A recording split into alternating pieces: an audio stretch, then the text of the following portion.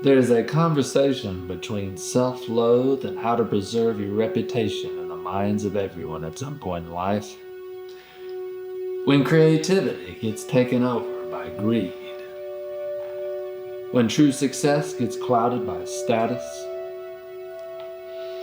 Today we see in full color what that looks like. What extremes it can take you.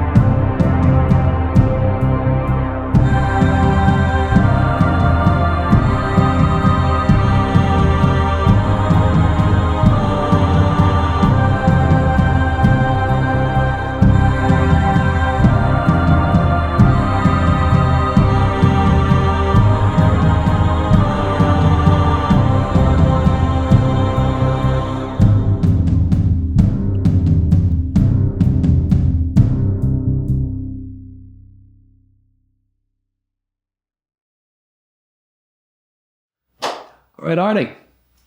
I've been telling people about that world-renowned professor that we were trying to get on the show for a while now. And, well, it looks like I finally roped him in. Please, don't tell me. Is it the guy that was nominated for that Nobel Peace Prize a few years ago? Dr. Ashley Blakely of Cambridge. What? How on earth did you even get in touch with that guy? Well, I'd tell you, but then I'd have to kill you and everyone else listening. All 6 million weekly listeners. Look at you just straight flexing. Why not? That's how I got a hold of him. He wants publicity for his latest book, right? How I Found the Courage to Save the Orphanage. You know, he even used to be a sick guitarist. Apparently, he could play blindfolded. Even opened for the Beatles once. No, so it's said to be. Oh, he's here. Hello, my dear fellows. Jolly good? Hope I wasn't too long. Was trying to clean out my trophy cabinet. Seems as though I get more and more medallions by the year. No, Professor, not at all. And if tonight goes well, I might give you the medal. Charmer, you are. All right, let's get started, shall we? I'm Butch, but most people just call me Bozo. And this is Arnie. And most people just call me a nut job. Now, shove it, bozo. Delightful you are. How about these tech owners, huh? You think it's okay for them to be censoring people, especially during an election year? I'm sorry. What do you mean? I mean, it just seems whenever they get on stand, oath, and on trial, they forget everything. I mean, why is that? Because they have a lot to lose? I mean, a simple yes or no would do. Instead, they want to give a doctoral essay around everything. It's insulting. Come on. I suppose you fancy that they are withholding information for the advancement of their own political gain? What a young rebel you are indeed. No, just searching for the truth, Doctor. Everyone's truth is never the same for anyone. No two minds work the same. One of the few things I've learned over the years. Professor, I gotta ask, do you think there's a meaning to everything? Not all things have meaning, just as not all people have value. No, not all people have value. Wow. Okay, that's a New York headline if I've ever heard of one. Yeah, Professor Blakely's own distaste for the human race. Well, would you say a murderer has value? Well, Or how about a thief and his accomplice? Should they be treated with mercy? Do they deserve the same rights as a nobleman? there's nothing noble in what you're trying to convey, sir. Just as there truly is no value in what you are trying to uphold. Just a smidge of hypocrisy sprinkled with a little dab of ignorance. I bet you feel you are the entitled one out of us three. No? Well, perhaps a little. Do you have any regrets? Not a single one. I adopted the philosophy to always move forward, even when trouble is on the way. Are you running from something, Professor? No, only from what may keep me down.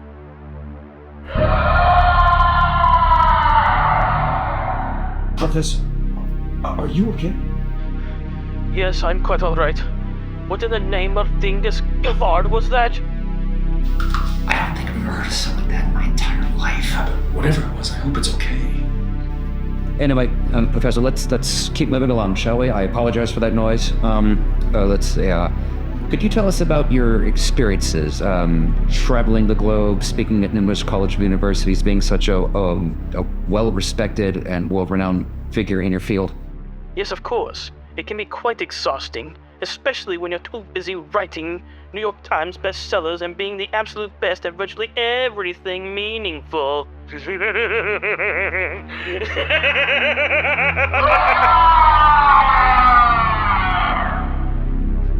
afraid there's a visitor among us.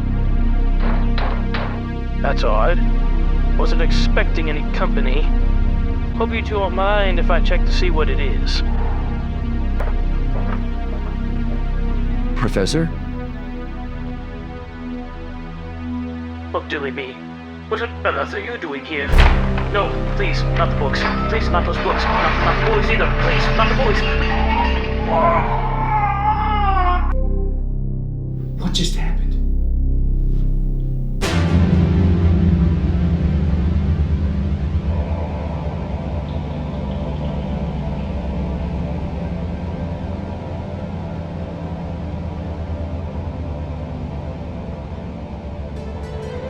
Each of ye have lived a double life, just as each of ye has a wine night. Confess your sins to the public within 24 hours, and your destiny ends.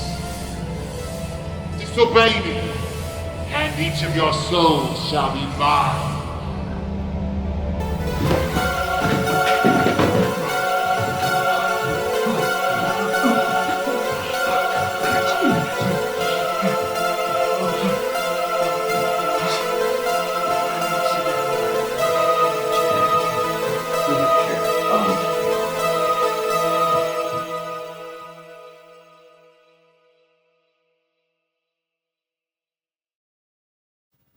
There's more to you boys than meets the eye, I gather.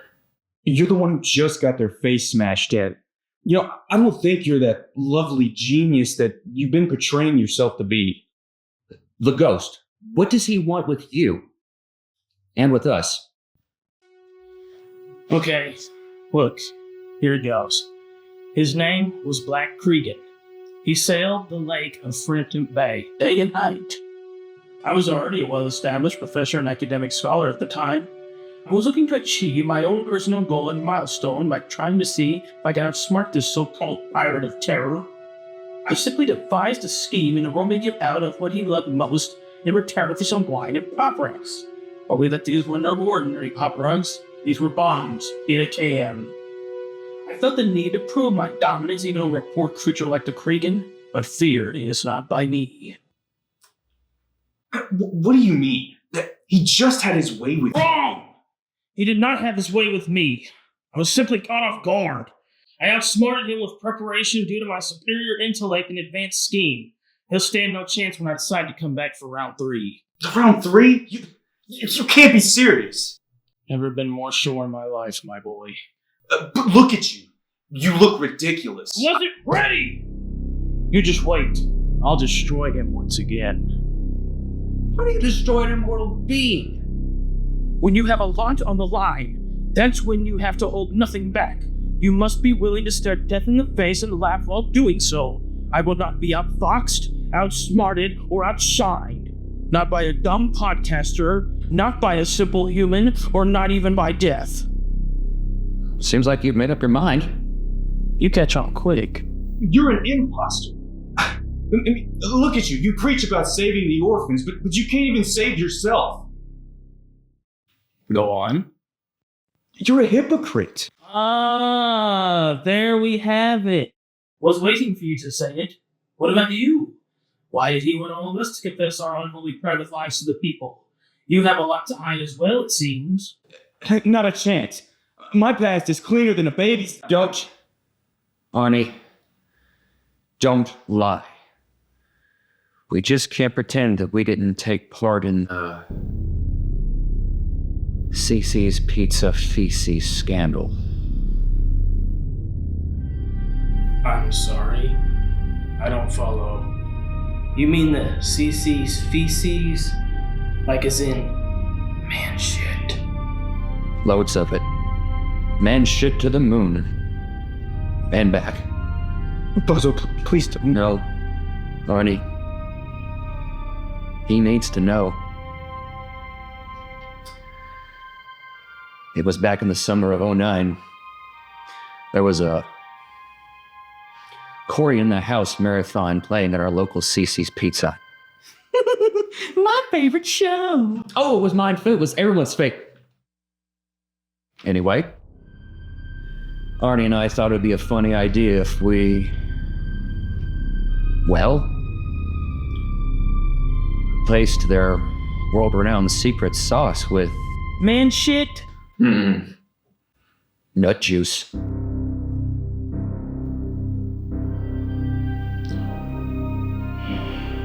May God have mercy on your soul. 4 people died slow, horrible deaths.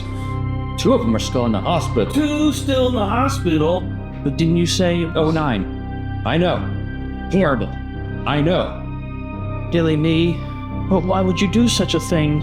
Look, because we were just some boys, okay? We just meant to have a good laugh. A good laugh. Seems as if I'm not the only sick mind here. You boys seem to find your kicks in the crudest of ways.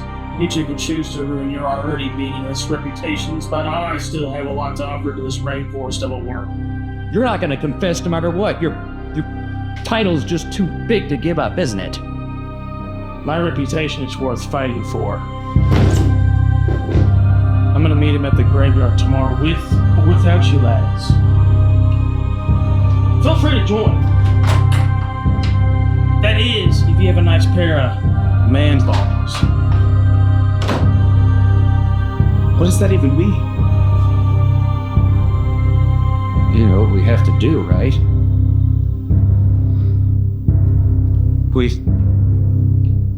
We gotta tell the world what we've done.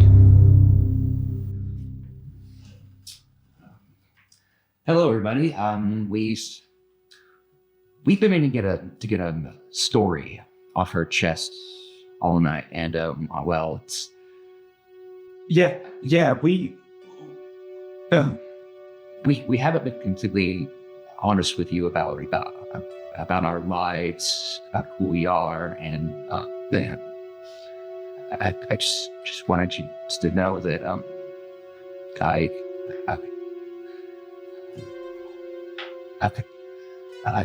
forgot to let the dogs out of the house this morning.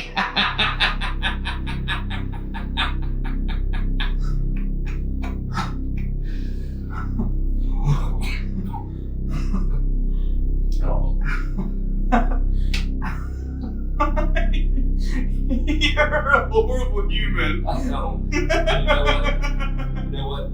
I might not let him out this morning when I get home.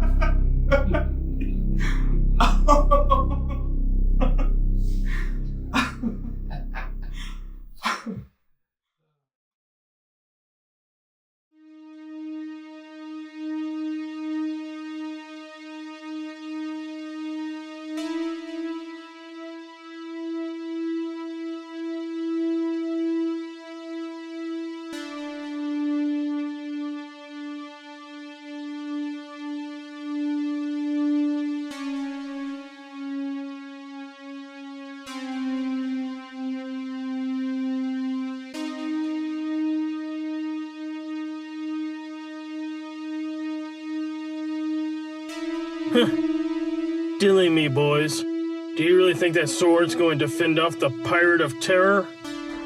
Well, what do you think we should do? Against an immortal?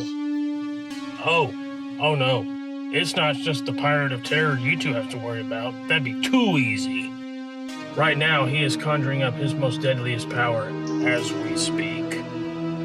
His power resides deep within the forest. The forest of the dead.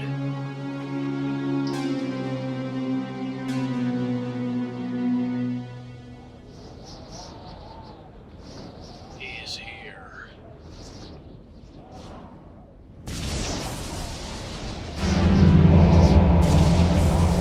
Disappointed in you now, Zarya. I see you have decided to choose death. A simple, I'm sorry to your worshippers wouldn't suffice. Now prepare.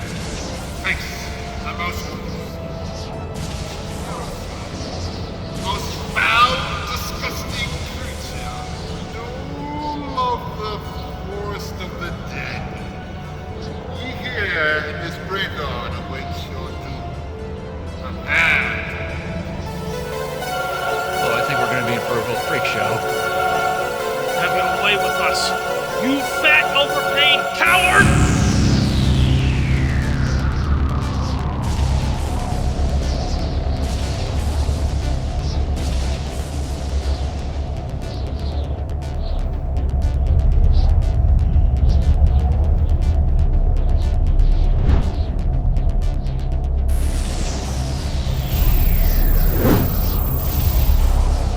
Where did you put them? Into a dimension between time and hell. Are you going to bring them back? Or am I gonna have to make you?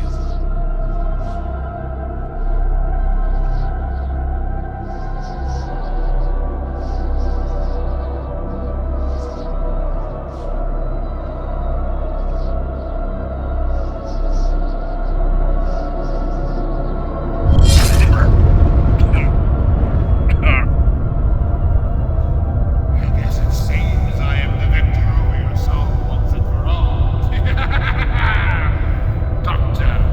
Ashley Lake.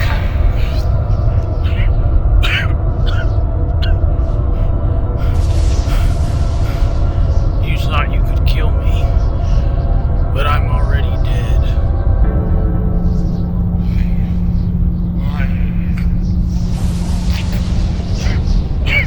You see, I've devised the perfect plan.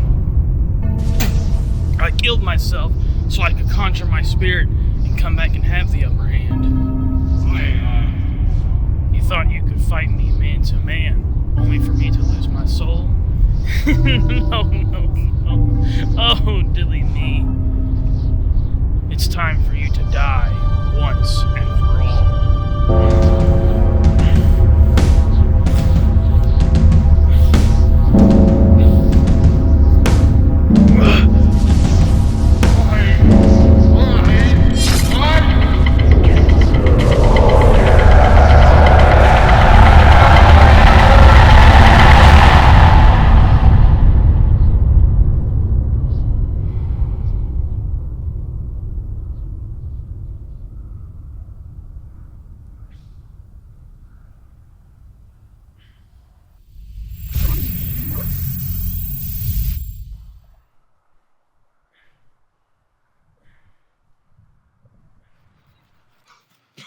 Professor, are you okay? Oh, I don't think you're gonna make it, Professor. I've already not made it, my boys. What? I'm dead. What does that mean? Does this mean you won't be able to further advance your career as a well-respected author? I'll hunt somebody rich and powerful until their soul is mine. Then I can get back to work. Don't you two worry. Oh.